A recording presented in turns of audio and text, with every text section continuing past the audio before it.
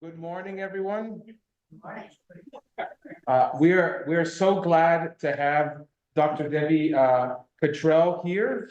She is the president of Texas Lutheran University. She's here just to make a couple of kind of brief remarks, but then really this is a time for all of us here. If you have any questions, anything you want to know a little bit more about the mission and the work of Texas Lutheran University, please. Dr. Cottrell is here to answer any of your questions. As well, if you know of any high schooler who's contemplating what's the next step, am I going to go to college?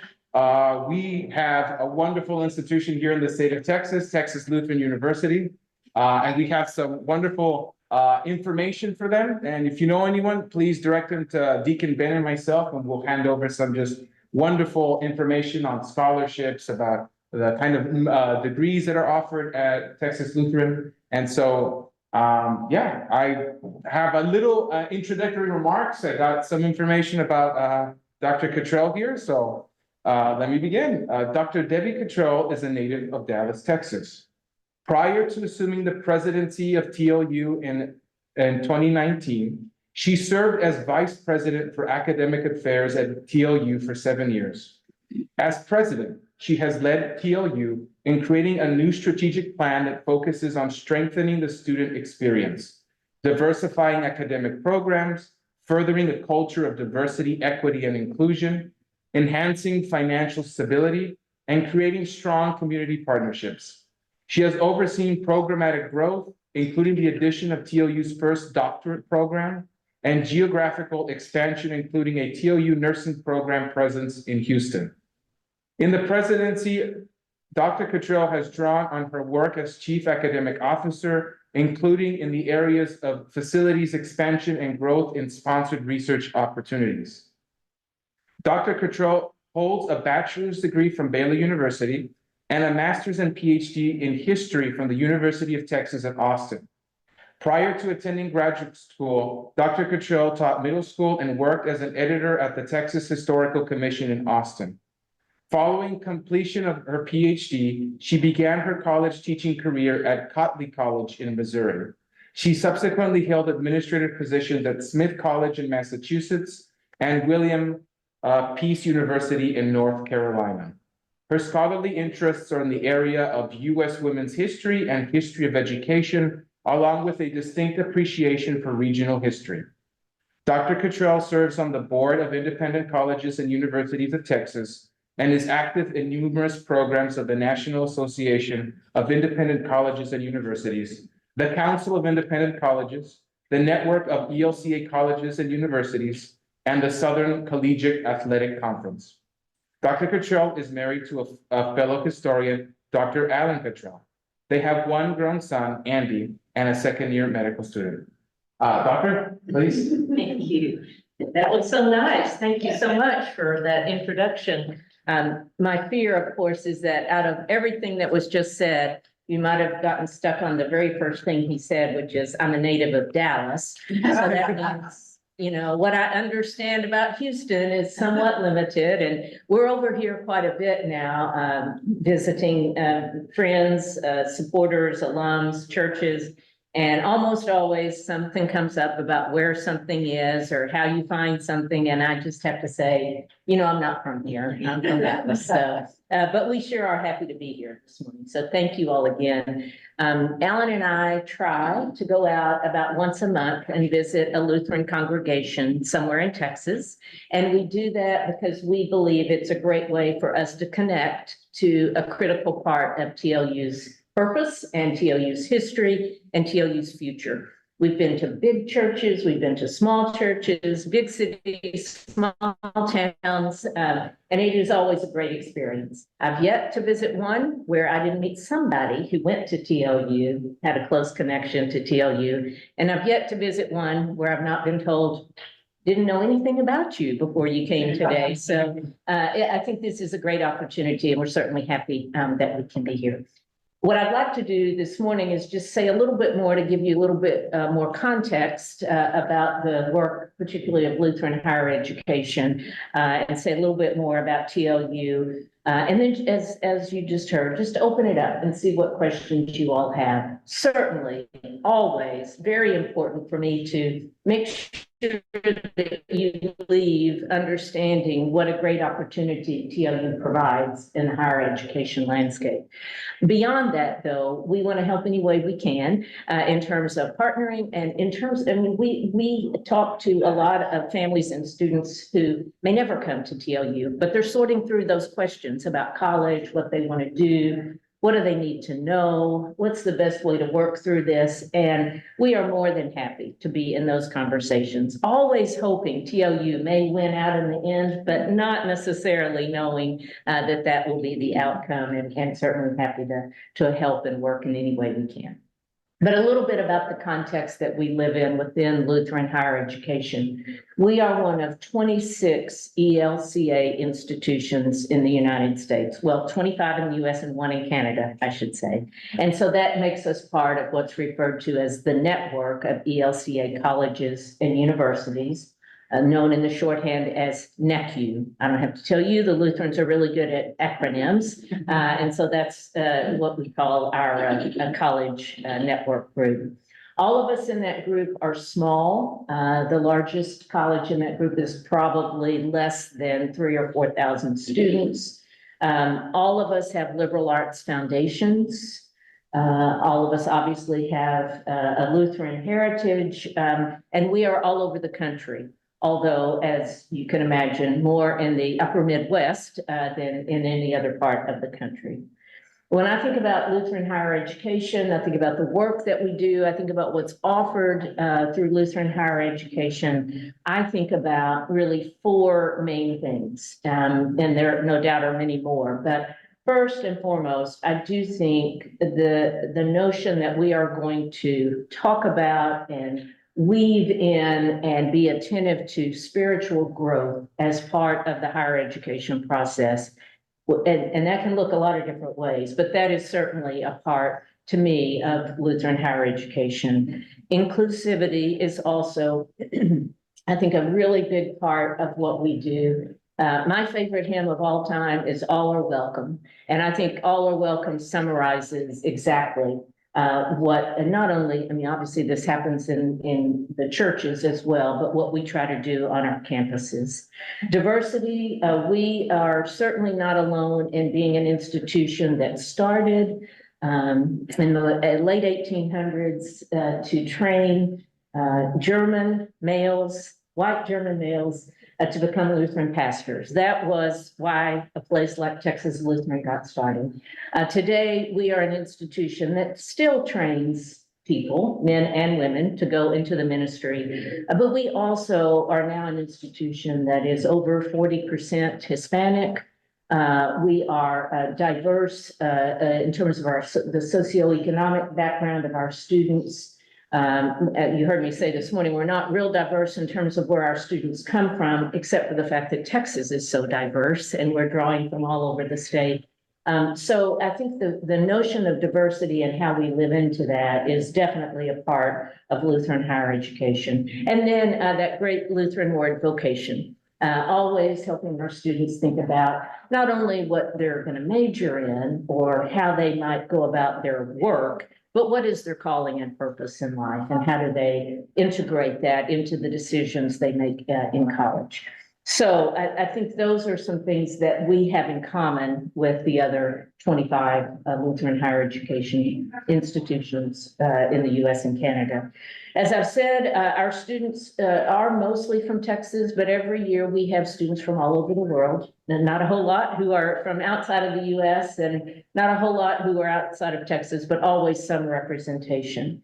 I think the kind of student who selects TLU does that because they're seeking a way to make connections and for that to be a somewhat natural part of their college experience. Meaning, I think that they are drawn to the notion of a personal education more so than going to a place where there might be a much wider array of opportunity, but where the personal touch is not as predominant. I am delighted by the fact that our students, maybe not to a person, but real close, are students who appreciate the opportunity to receive a higher education. And that's because in most cases, our students in their families, there has been some level of sacrifice for them to get to college. Maybe it's financial, maybe it's something else. Or another way to put it, maybe a better way to put it, is higher education has been prioritized in their families, even if it's a struggle for them to be able to go to college. That's really important to me for a couple of reasons. For one thing, it resonates with me personally. My parents did not go to college. I'm a first-generation college student. And I went to college because my parents sacrificed. I never went without anything important growing up. I did not grow up poor. But we didn't do some things because my parents believed it was more important that we go to college than to do those other things. And growing up, that was kind of irritating. Every time it was time to go shopping, to get something new, to get something that the other kids had, and my dad would say, we're not going to do that because we're saving money for you to go to college. It took me a while to appreciate how important that was, and that sense of sacrifice really does make a difference. And I see that in TLU students every day.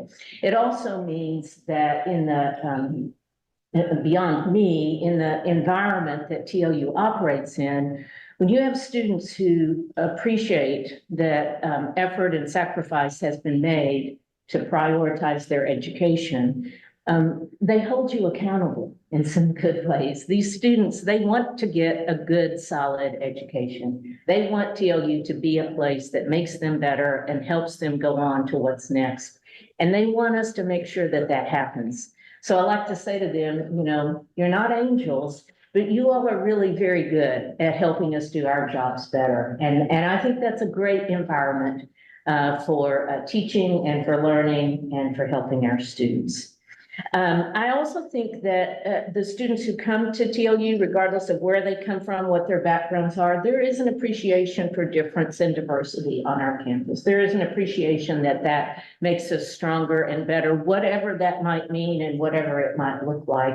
One way I can talk about that a little bit is that most of our students are not Lutheran today. That probably doesn't surprise you, but we have between 10 and 12% of our student population identified as Lutheran. And it's been in that realm for, that's not a new development. I mean, certainly different than it was years ago. But that gives us opportunity also because all are welcome, right? And so we have chapel 3 times a week. We have a strong campus ministries presence. I don't think people are confused about the fact that we are a Lutheran institution, but we are serving a student body that goes far beyond that. I think also a TLU student is kind of related to what I said about holding us accountable. They're expecting a very solid, strong academic experience. And we do our best to deliver that. When we admit students, we do not admit every student who wants to come to TLU. We take a close look at not only the traditional things such as GPA, and if they are taking the standardized test, we factor that in, but we do a holistic review. And the thing that really is driving our review of students using those quantitative measures to help us is opportunity for success. What is the opportunity that this student will have to be successful here? Because we know that at the end of the day, that is what we're responsible for. So if that's kind of a sense of what our students are like, you already heard a little bit about our current focus in terms of our strategic plan. I never leave home without one. So there's a copy here that we'll leave so you all can take a closer look. But it's called TLU 2025. This is 2024. So we're deep at work on this strategic plan with 5 major goals.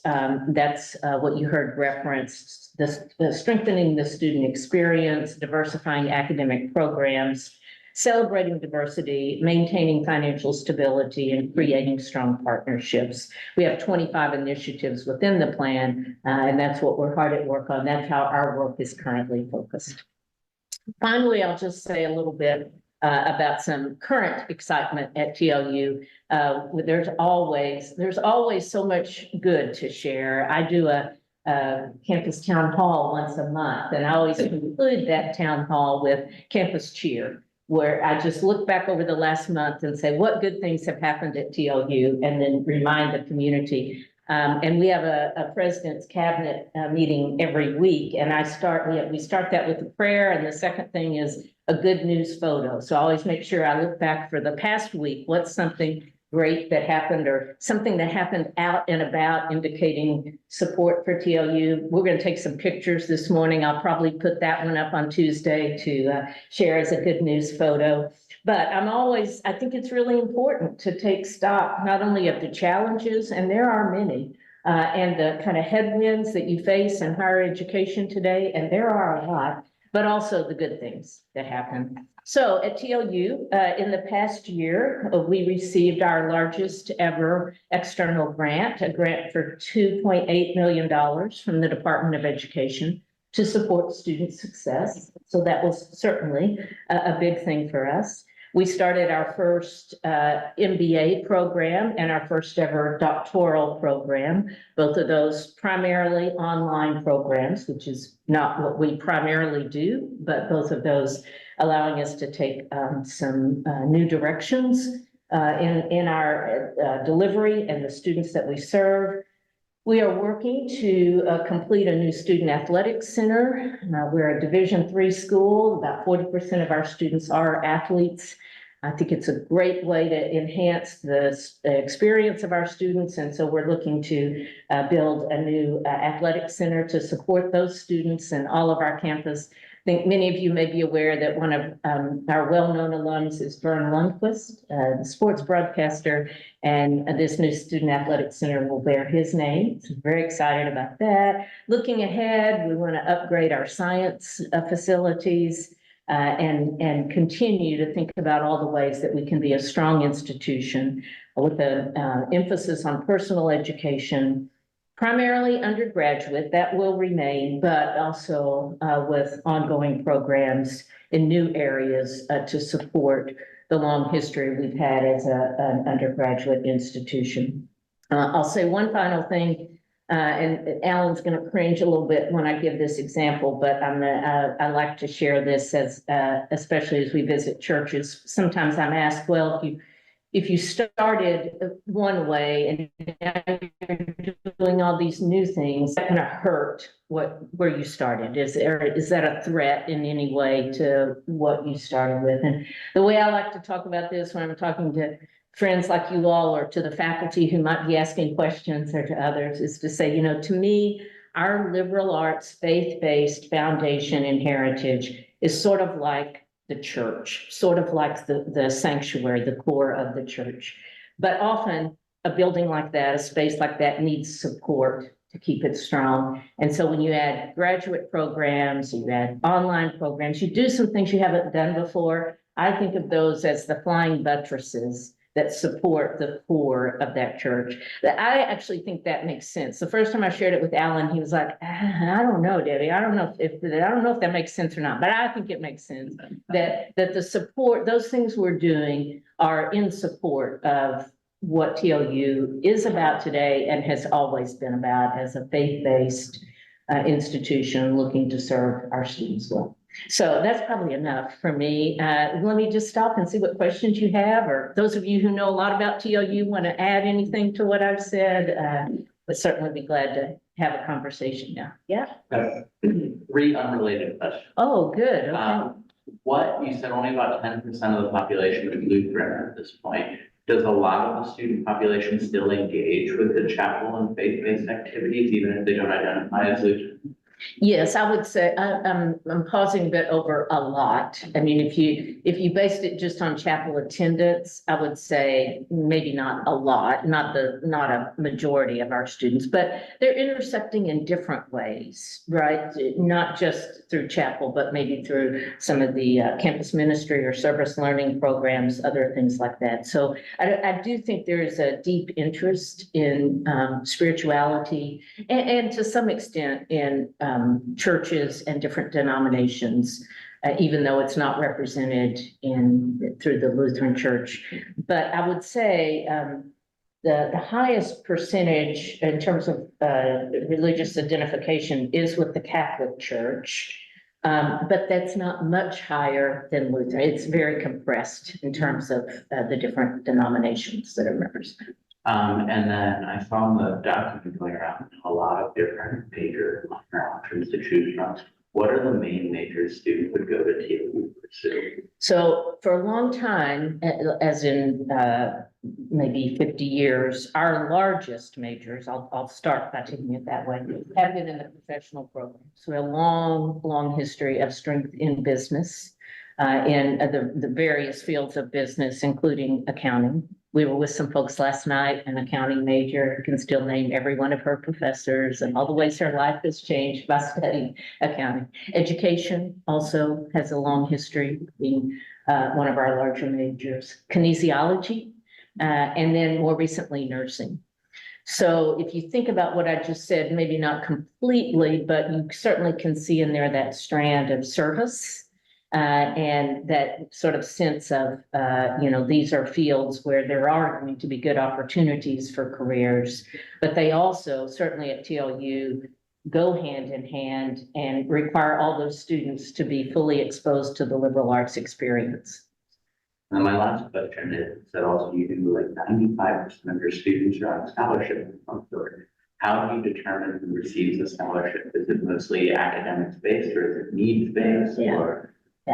Okay, those are really good questions.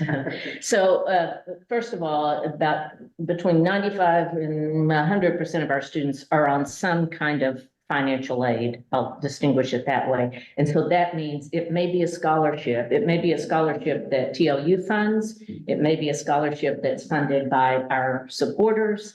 It may be, some other type of scholarship that's given to our students. And then, of course, the reason really everyone is doing something is our students have assistance from the federal government. Our students have assistance from state government. And actually, a lot of people aren't aware, but in Texas, there's what's known as a equalization grant. Pretty much any student going to a private institution is eligible for at least a small amount of aid to help them because of the idea is that we're helping with the education of the state, taking a little press off of the state institutions. So some out of all of that, some of that is need-based, some of that is merit-based, and some of it is based on who the student is and what connections, background they have. Any student who says they are Lutheran is going to get a little money to come to TLU. There's no litmus test. Nobody has to pass an exam on that. If you just say you're Lutheran, you get aid. So you can start to see. Small catechism. You can see then why it is true that almost all of our students are getting some kind of assistance. Thank you. Yeah, you're welcome. I had a couple of questions. One, hi, I'm Kim. One is in dealing and working with other universities, I've seen the need for universities to have food banks on campus. Wondered if you were having to address food insecurity with your students and how you're doing that. Yes, absolutely. Yes, that is I'm sure it's always been to some degree a presence, but that is a more predominant presence on our campus. And there's more need among our students and expectation that we will help meet that need. We do have a food pantry. We've had one for a while, but it has expanded and grown in the last couple of years. Attention on student need across the board. I would say we're trying to be much more intentional about that, but we have physical space on campus where our students can come and get the assistance that they need. And I'm very happy to say that in the last 6 months or so, we became part of the San Antonio Food Bank system. So they are helping us. I mean, we've been running it. Our board has helped with this in some great ways. The community has given donations, but now it's become more formalized where the San Antonio Food Bank is helping with donations, but we do all the distribution. But along with that, beyond our students, we are often or overstated, at least once a year or so, we will be the site of food distribution for the Seguin community. So because we've got space, we can take a parking lot, open it up and just advertise to the community that they can come to the food distribution site on campus, and that's been very well received also. And that's a good thing for our students to see. That's great. Yeah. And then my second question is, what need do you have with your partners? That would, the different churches besides financial, of course, right? Are there other needs that your students have or your faculty have that need to be addressed? Well, I mean, yes, for sure. But, I think the most important thing, the thing that's the most helpful, it just taking one step back from what you just asked, is knowledge of TLU, being able to share information about TLU in your communities with the young people that but also beyond that, just as an important resource and partner in the area. Getting to know us then helps inform how you can help with our needs, because really we have needs in every area. And to your good point, they're not only financial. We rely on partners, volunteers, connections, and just a host of ways. And so, but that only works if people know something about us, which will lead me to say, if you haven't been to our campus, please consider this your opportunity to come and see us and see what we're doing, see the physical spaces, meet some people. And if, after a day like today, you have questions, do you have someone who works in international ed, or do you have someone who teaches? If you let me know, I'll be happy to make those individual connections, because just as with anything, the magic happens when there's the passion in both directions, right? And so we certainly would love to be part of that. Thank you for asking. Thank you. I find that percentage of Hispanic students to be extremely interesting. What kind of intentional outreach strategies does TLU have towards the Hispanic communities, if you would, in either Texas or the area that you would consider kind of the outreach field for TLU? So I would love to tell you that we have a Hispanic population at that level, because we had a very intentional, full-blown strategy to go in that direction. But what the truth is. The truth is we reflect the demographics of the state. And given where we are situated, we became an institution of interest to the population around us, which is predominantly Hispanic. The good thing that we did was make sure we were a welcoming institution that would work hard, not only to achieve that Hispanic serving status, which means 25% or more of your student body is Hispanic, but to live into the serving aspect of that, to be Hispanic serving, meaning that you work to understand the families that these students are coming from. We put a lot of effort into having some bilingual materials available to help families, that you recognize that when your demographic shifts that way, which it didn't happen overnight, but when I came to TLU in 2012, it was just at 25%. So it's been pretty steady and significant growth. But that means you have to be attentive to first generation college issues. You're working with students whose families are not familiar with higher education. So I think I would say our efforts and attention and energies have really been focused more on serving this population than recruiting it. Because what really happened is just a reflection of what's going on around us. And of course, that's happening all over the state, and to some extent all over the country. Thank you. Yeah, Kathy. Would you talk a bit about your faculty? And I'm curious about recruitment, whether faculty tend to come from other Texas locations, whether Texas politics have affected your recruitment ability from people out of state? Sure. Yeah. So we have about 1,400 students, and our full-time faculty across, primarily in Seguin, but counting the faculty here in Houston and in New Braunfels, is right at about 100 full-time faculty, just to give you that context. Every faculty search that we do is a national search. So we recruit nationwide and often hire faculty who are not from Texas. Sometimes, they are, and sometimes they're even alums of TLU. But every search we go into, the idea is to find, the best person for the need that we have. And I think one of the good things is we've, good and essential. We're in the market every year. We're hiring faculty every year. And at increasing numbers. I think last year we brought in 15 new faculty. This year, I think we have 10 or so searches going. So, and that's on the basis of growth, some new programs, also some retirements. We're talking about, we have a well-known beloved faculty member, Dr. Norm Beck, who's been at TLU for a long, long time, and he's retiring this spring. So it's coming from several things. Also, in some cases, more recently, faculty choosing maybe to leave academics or choosing to go to other, but we do certainly at times lose faculty who choose to go to larger places.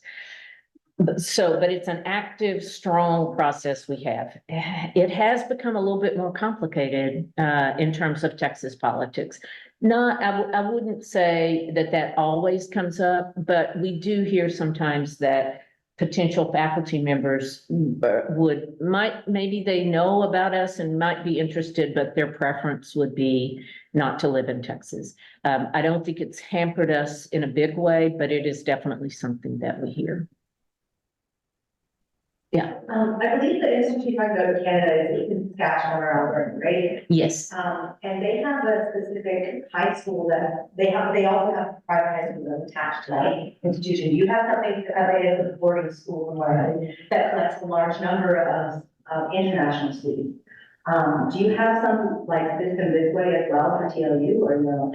We don't have anything like that. We don't have anything that formal and official. We certainly have schools around the state and several right here in Houston that we would describe as feeder schools for us, schools that over the years have traditionally sent large numbers of TLU students. And, that builds on itself that since people know people and there's a lot of word of mouth that gets us in front even before we are there visiting. So we have that, but we don't have an affiliation with a secondary school that is a direct feeder for us. We would love to have stronger relationships with some of the Lutheran secondary schools and looking to see how we can strengthen that. But to this point, it's been more feeder public schools that come into TLU. Yeah, Bill? I'm interested in the nursing campus here and kind of how it's going and who are the students and how does the kind of TLU culture manifest itself somewhat. Yeah. So it's a great question. So we started nursing at TLU in Seguin. You may notice I can never just answer the question. I got to give you the context. So we started nursing at TLU in 2014, brand new. We'd never done it. When I came in as vice president, Dr. Dorsey, our president, said, "Debbie, I need you to get the nursing program running." And all I could think of was my mother, who was by that time deceased, but I could sort of picture her turning over in her grave. My mother, who became a nurse because her dream was for me to be a nurse until she decided I was so bad at any kind of medical crisis need that she would just go to school and become a nurse herself. So now I've been told to get nursing underway at TLU. But, it worked out just fine because we hired a great director and we got things going. But in doing that, we knew the goal was always to go beyond what we were going to do in Seguin. We didn't know exactly how, but we figured there would be some ways to leverage that strong nursing foundation once we got it in place. So we took several years, grew that program. Our program in Seguin is designed to have a maximum of 30 students start each semester. So 60 students a year, so 120 students at any time in the program in Seguin. And we wanted that to get going and to grow. And the main thing is we wanted success. We wanted strong pass rates. We wanted to be in good standing with the Board of Nursing, all those things that are critical. And once we felt confident about that, then we started talking about where else could we have a presence? And a lot of it was driven by where else, I mean, understanding the need, huge need for nursing, which was only getting greater and only then became greater than any of us imagined. Where else could we be that would allow us to connect to students that we're not going to necessarily get in Seguin? And the path we chose, and we do work with a partner on this, was an accelerated program. So a nursing program that students can come into and go year round, and within 16 months have their nursing degree. And it's students, to this point, it's students who already have a bachelor's degree. So I'm a teacher and I decide I want to be a nurse, then that's the program that's who we're marketing this program to. So it's adult students, but most of them they're youngish adults. They go year round, and they do all the curriculum that our nursing students in Seguin do. They do clinicals. We work with partners here in Houston and in New Braunfels. It is the very same curriculum, just delivered in an accelerated format, and it is all in person. It's not an online program. So. What's the climate like on campus with a number of schools having protests and unrest stemming from the October 7th, but in general, the state of affairs, and how you would describe the temperature of the campus? I would say that some of the, what we're hearing in the news, what we're seeing around the country, some of the real tension is not to this point evident at TLU. And a lot of that does have to do with the makeup of our students. So we have not seen the kind of protests that we've all seen on TV. We haven't seen things like that unfold. I'm also going to say that I think one thing I do wish about our students is that we are not a real political campus. And so maybe in some ways that's good, but in other ways, I do want our students to be politically engaged, politically involved, to understand what's going on in the world. So we're always working on that, even as we don't necessarily have what I would call a politicized campus in terms of the students. Now, our community, faculty and staff, a wide range of views on this. And again, this is where your diversity means that you do have differences of opinion. And we've had some good discussions around, what is the best response? What do we do? You are always dealing with questions, who should come to campus, the free speech issues. Those are always part of a campus climate, but we are not in an environment that's, I would say, even close to what you're seeing on a lot of campuses, where the student demographic is different, and there might be a more personal connection to some of those issues. That makes sense. In my inbox this week, because I have a connection with Texas Lutheran, there's going to be a virtual tour of the campus Yes.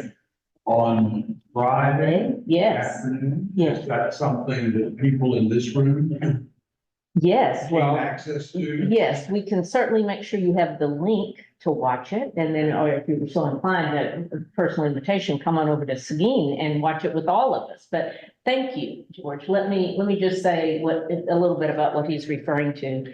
Last year, TLU was very fortunate to become part of Amazon Prime's The College Tour.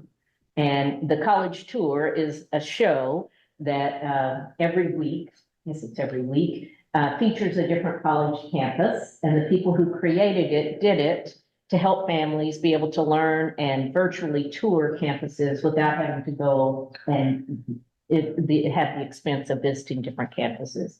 Now, it's I don't want to present this as like they picked us and it was all for free. There was some financial, you have to provide some financial resources, which one of our good donors and supporters helped us with to then become part of this really well done, well produced video on Texas Lutheran. And the key to it, the highlight, and it's the best way to learn about us, it features 10 of our students talking about their experiences, what TLU has meant to them, what they've learned, what they've done, where they're from. It's just a cross-section of our students. It's a 30-minute video.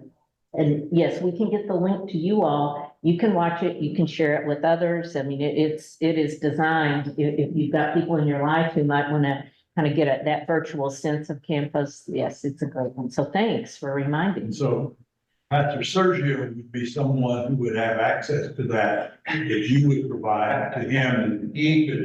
Thank you. You're just, yes, so I'm. Just Rachel and Kim and myself, we'll get that out. All right, I'll make sure you have the information. How's that? Yeah, thanks. That was a great plug. I was remiss to not mention that. And what's happening Friday, this video, it's been out for a while and we have pushed it out in various ways, but we have not had a campus celebration of the video. So we've invited all of our students, faculty and staff, and a lot of our key supporters to come and be part of this celebration. I will add that I'm a member of the Seguin Kiwanis, and for recently my week when I was assigned the program, I showed this video. Yes, And right. the Kiwanis loved it. I'll share something else. This week, the ELCA released a draft of a social statement. It is still in preparation, but they released it so they can get responses. And it's entitled Civic Life and Faith, which might be something Great. that would be something that maybe the campus pastor would be Yeah. interested in. Great. Again, just my inbox just says all these things. That's great. Well, I'll make sure to look that up. You know, we for several years have had a really important document from the ELCA entitled Rooted and Open, which seeks to articulate the purpose of Lutheran higher education. It's been very helpful to us. A book came out on that. We've had discussion groups. We use it with our faculty, with new faculty, to help them understand what it means to be part of an institution whose middle name is Lutheran. And so things like those kinds of statements, you know, they really are helpful. So So there are two versions of it. David will like this. One they call the small catechism version, and the other is the large catechism. The small catechism version is 11 pages. okay. That's It's quite interesting. all right. Well, I will look it up. Thank you. Let's see, is it about time to stop? Any other questions, last questions, comments?